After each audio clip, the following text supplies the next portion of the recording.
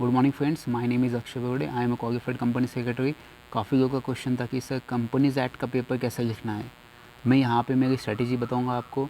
मैंने executive and final में दोनों जगह एग्जामिशन लाया हुआ है, तो आपको मैं एक सिंपल स्ट्रेटेजी बताऊँगा जिसके थ्रू आप 60+ मार्क्स तो डेफिनेटली लेके आएंगे। ठीक है, तो ये मेरी यूट्यूब पे सीरीज़ में जल्दी अपलोड करने वाला हूँ। ठीक है, इसके साथ लेटेस्ट अमेंडमेंट मिलेगा आपको, प्रीवियस ईयर क्वेश्चन पेपर भी डिस्कस किया जाएगा और आपको चार्ट बुक भी जल्दी मिल जाएगी। जैसे 20 या 30 पेजेस की आपको चार्ट बुक में इंपॉर्टेंट क्वेश्चन की दे दूंगा। चलिए तो स्टार्ट करते हैं। आज जो अपना फर्स्ट चैप्टर है या फर्स्ट सेक्शन है वो है loans and investment of by company. अब देखो, ये अगर आप चैप्टर कहीं पे भी बुक में या कहीं भी नोट्स पे आप फाइंड करोगे तो इसमें कम से कम 2 या 3 पेजेस की इस पर चैप्टर होगा। तो मैंने क्या किया, इसके सिर्फ 8 पॉइंट्स निकाले। सो ये 8 पॉइंट्स में आपका चैप्टर खत्म हो जाता है, सेक्शन खत्म हो जाता है। ज़्यादा आपको लिखने की ज़रूरत नहीं है, क्योंकि आप सोचो अगर आप एक क्वेश्चन 5 मार्क्स का, उसमें अगर आप 20 पॉइंट लिखते बैठोगे तो वो 20 पॉइंट में आपका एग्जामिनर कितना देगा? 5 में से 5 तो नहीं देगा, 5 में से 4 मार्क्स देगा। चलो, तो आपने अगर 10 क्वेश्चन अटेम्प्ट किए पूरे, तो अगर उसने 5 मार्क्स भी दिया आपको, आउट ऑफ 5, 5 से 5 ही मार्क्स दिए उसने, तो आपका 10 क्वेश्चन का कितना हो सके? 50 मार्क्स, क्योंकि आपको टाइम चला जाएगा 20 पॉइंट लिखने में। तो उससे अच्छा क्या स्ट्रेटेजी रहेगी, आप 20 क्वेश्चन अटेंड करो या 8-8 पॉइंट लिखो जो मेन पॉइंट है। तो आपको एग्जाम में कितने पॉइंट्स, अगर उसमें 4 मार्क्स तो आपको डेफिनेटली देगा। चलो ठीक है, उसका मूड भी अच्छा नहीं है, 3.5 तो डेफिनेटली देना ही पड़ेगा उसको। तो मार्क्स कितने हो गए? 70। चलो, आपका मूड अच्छा नहीं था, आपने अच्छा नहीं लिखा, तो आपको एटलीस्ट 65+ मार्क्स तो मिलेंगे, ये तो मैं पक्का गारंटी देता हूँ। तो चलो स्टार्ट करते हैं। सबसे पहले loans and investment by company.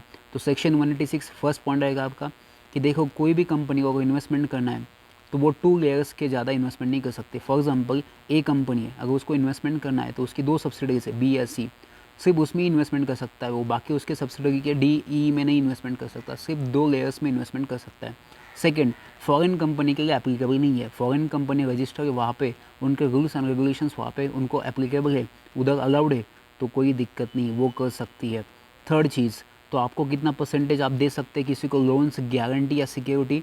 तो 60% पीयूसी मतलब paid up capital plus free reserve plus security premium, और 100% of free reserve security premium. इसमें से जो हाईएस्ट आएगा तब तक आप वो दे सकते हैं बोर्ड रेजोल्यूशन पास करके। अगर आपने 60% से एक्सीड करना चाहते हो तो आपको क्या पास करना पड़ेगा? स्पेशल रेजोल्यूशन पास करना पड़ेगा, 4th पॉइंट। और आपको किसका अप्रूवल लेना पड़ेगा? पब्लिक फाइनेंशियल इंस्टीट्यूशन, जिसके पास से आपने ऑलरेडी लोन ले चुके हैं, तो उससे आपको क्या लेना पड़ेगा? वहाँ से अप्रूवल लेना पड़ेगा। आपको पता है जब आपको पता है स्पेशल रेजोल्यूशन आता है तब क्या आता है? MGT 14 डेफिनेटली आता है। कितने दिन के बाद? 30 डेज़ के अंदर आपको फाइल करना है। उसके बाद इसका रेट ऑफ इंटरेस्ट क्या रहेगा? 1 साल, 3 साल, 5 साल या 10 साल, जो भी आपका टेन्योर रहेगा उसके रिलेटेड, मतलब गवर्नमेंट सिक्योरिटी जो एकदम क्लोजेस्ट है, तो उसका जो रेट ऑफ इंटरेस्ट उससे कम नहीं होना चाहिए। मतलब अगर आपने आज कोई लोन लिया है तो इसके पहले 1 साल या 5 साल, 10 साल, जो एकदम क्लोजेस्ट टेन्योर होगा उसका आपको रेट ऑफ इंटरेस्ट कंसिडर करना है, उससे कम नहीं लेना है। आपको पता है इसको रजिस्टर मेंटेन करना पड़ता है। कौन सा? MBP 2। एक्सेप्शन क्या है? नॉन बैंकिंग कंपनीज और इंश्योरेंस कंपनी के लिए ये एप्लीकेबल नहीं है। देखो बच्चों, 8 पॉइंट में ये चैप्टर खत्म, बाकी कुछ पढ़ने की ज़रूरत नहीं।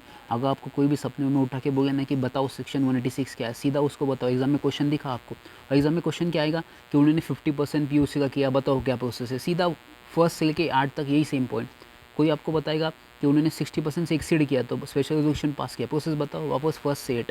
अगर एग्ज़ाम में ऐसे ही भी क्वेश्चन आएगा आपको कि उन्होंने ऑलरेडी कोई लोन ले चुका है तो उसमें कंसिडर किया जाता है, तो उसकी प्रोसेस क्या है? अगर उनको लेना है तो उसको ऐड करो पहले का लोन और अभी का लोन कैलकुलेट करो।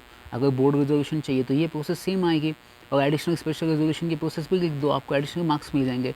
तो एग्जाम में क्या होगा, आपको जैसे ही क्वेश्चन दिखेगा कि इतना परसेंट लोन लिया है तो बताओ इसकी प्रोसेस क्या है, सीधे आपके दिमाग में आने चाहिए कि इसके 8 पॉइंट है। Section 186, second, not applicable to foreign company. Third, 60% PUC FRS SP, और 100% of free reserve and securities premium. उसके बाद 4th पॉइंट आएगा आपका, 60% एक्सीड होता है तो MGT 14 जाएगा। उसके बाद रेट ऑफ इंटरेस्ट आपको पता है 1, 3, 5, 10 जो क्लोजेस्ट होगा वही, और रजिस्टर कौन सा जाएगा? MBP 2। Exception non banking finance companies के लिए नहीं एप्लीकेबल नहीं है। सीधा क्वेश्चन खत्म, आपको 5 में से 4। तो आपको याद करने की भी ज़रूरत नहीं पड़ेगी कि यार इसका क्वेश्चन है। तो बच्चे क्या करते हैं, पूरा 3-4 पेजेस पढ़ के जाते हैं और याद करते इसका आंसर क्या आएगा। आप बताओ, 3 पेजेस में कम से कम 500 वर्ड्स होंगे, तो आपको कौन सा वर्ड याद आएगा एग्जाम में? तो यही ना, इससे बेटर क्या आएगा, आप ये 8 पॉइंट याद रखो, आपको एग्जाम में डेफिनेटली 5 में से 4 मार्क डेफिनेटली मिलेंगे। नहीं भी मिले तो 3.5 मार्क्स तो पर क्वेश्चन आपको डेफिनेटली मिलेगा, जो उसको आपको 65 प्लस डेफिनेटली मिलेगा, क्योंकि ये मैंने एक्सपीरियंस किया है। तो ऑल द बेस्ट। अपन जल्दी बाकी चैप्टर और सेक्शन के जल्दी अपन नोट्स अपलोड करेंगे यूट्यूब पे। Thank you so much.